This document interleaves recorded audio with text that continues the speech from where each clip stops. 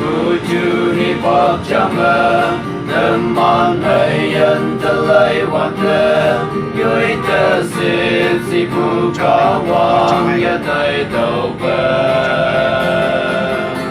Yoi ihai mai ya leng kuki Teman ching yai bungona Amma kawang mahang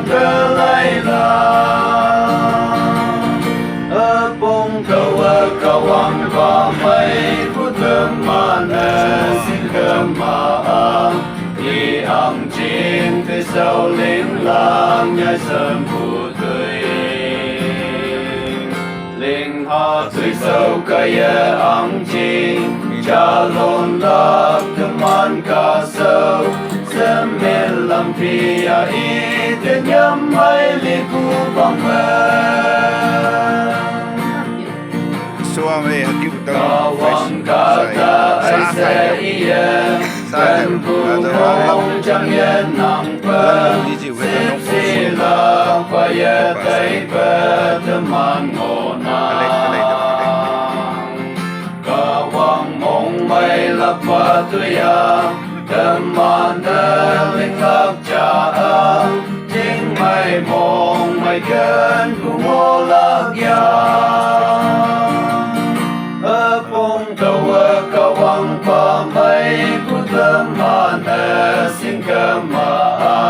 Di ang jing tu sao linh lang nhai sâm phụ tươi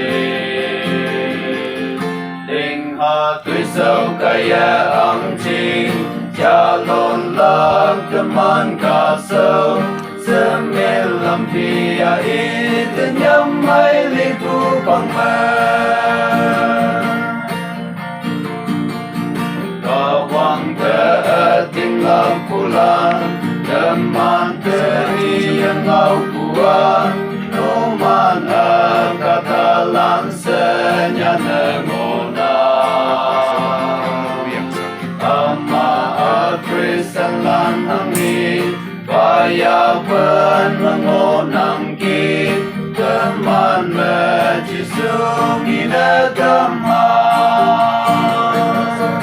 Apong tawa kawang pamay putamana singkama